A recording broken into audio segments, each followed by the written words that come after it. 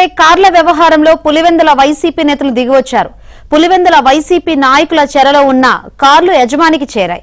సంగారెడ్డిలోని హరహర travels యజమానికి చెందిన 6 కార్లను 2021లో కడప ఎంపీ అవినాష్ రెడ్డి అనుచరులు లీజుకు తీసుకున్నారు. 2022లో తన కార్లను వెనక్కి ఇవ్వాలని యజమాని సతీష్ కోరగా అతన్ని బంధించి చిత్రహింసలు పెట్టారు. ఎంపీ అవినాష్ రెడ్డి అనుచరుల చెర నుంచి తప్పించుకుని బాధితుడు సతీష్ ఇటీవల కూటమి ప్రభుత్వానికి ఫిర్యాదు చేశాడు. కూటమి ప్రభుత్వ ఆదేశాలతో కడప జిల్లా పోలీసులు రంగంలోకి దిగారు. వైసీపీ నేతల దగ్గర ఉన్న 6 కార్లను గుర్తించి తెలంగాణ పోలీసులకు అప్పగించారు.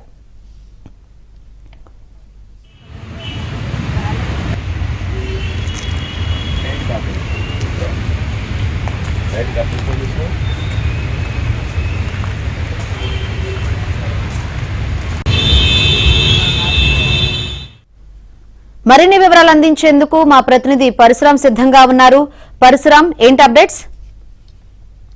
ఈ రోజు పులివెందుల నుంచి 6 కార్లను తీసుకొచ్చి సంగారెడ్డి పోలీసులు స్వాధీనం చేసుకోవడం జరిగింది. సంగారెడ్డికి చెందినటువంటి సతీష్ కుమార్ అనే వ్యక్తి 2021లో 6 కార్లను వికారాబాద్ చెందినటువంటి మణిరాజుకు అద్దెకి ఇవ్వడం జరిగింది. అతని వద్ద నుంచి వైసీపీ ఎంపీ అయినటువంటి అవినాష్ రెడ్డి అనుచరులు లీజుకు తీసుకెళ్లి పులివెందుల 6 కార్లను తీసుకెళ్లి అక్కడే ఉంచుకోవడం జరిగింది. అయితే వాటికి సంబంధించిన అద్దె కానీ అదేవిధంగా కార్లను కానీ తిరిగి ఇవ్వకపోవడంతో సతీష్ కుమార్ సంగారెడ్డి పోలీస్ స్టేషన్ లో గత ఏడాది ఫిర్యాదు చేయడం జరిగింది. ఫిర్యాదు చేసిన తర్వాత ఆ కార్లను పులివెందుల్లో ఉన్నాయని గుర్తించి అక్కడికి వెళ్లి ఫిర్యాదు చేసినప్పటికీ కూడా అప్పుడున్నటువంటి వైసీపీ ప్రభుత్వం పట్టించుకోలేదు.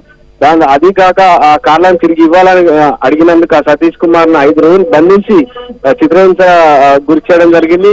ఈ నేపథ్యంలో అతను ఎట్టకేలకు తప్పించుకొని రావడం జరిగింది. అయితే ఇటీవల ప్రభుత్వం అక్కడ ఏపీలో ప్రభుత్వం మారడంతో ఇటీవల కూటమి నేతలను కలిసి సతీష్ కుమార్ తనకు జరిగిన అన్యాయాన్ని ఫిర్యాదు చేయడం జరిగింది. ఈ నేపథ్యంలో కూటమి ప్రభుత్వం ఆదేశాలతోటి కడప జిల్లా పోలీసులు రంగంలో దిగారు.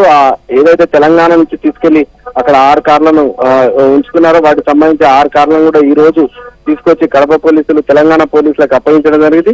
కొద్దిసేపటి క్రితం సంగారెడ్డి పోలీసులు 6 కార్లను తీసుకొచ్చి సంగారెడ్డి పిఎస్ లో ఉంచడం జరిగింది. ఆ 6 కార్లను కూడా సంగారెడ్డి కోర్టుకు జప్తు కింద చూపించడం జరుగుతుంది, ప్రాపర్టీ కింద చూపించడం జరుగుతుందని చెప్తున్నారు. ప్రస్తుత కేసు విచారణ సాగుతుంది.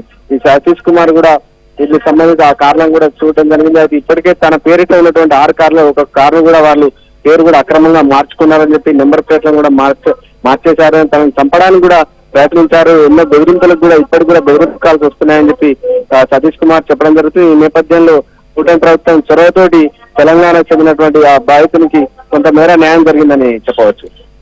రైట్ పరశురాం.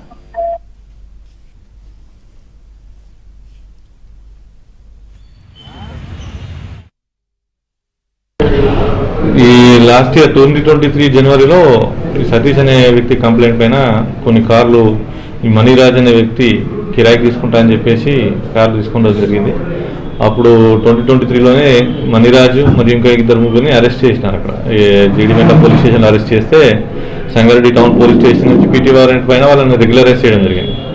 అప్పుడు ఈ కార్లు అనేది కొన్ని రికవరీ కాలేదు. ఈ మధ్యకాలంలో కడప చుట్టుపక్కల కార్లు ఉన్నాయని చెప్పేసి ఇన్ఫర్మేషన్ వస్తే అక్కడ లోకల్ పోలీస్ వాళ్ళ సహాయంతో మా పోలీసు వాళ్ళు పోయి ఆ కార్లు రికవర్ చేసుకుని రావడం జరిగింది. ఆ కార్లను మేము ప్రొసీజర్ ప్రకారం కోర్టులో డిపాజిట్ చేసి కంప్లైంట్కి అందేలా చూస్తాం. 6 కార్లు తీసుకొచ్చాం.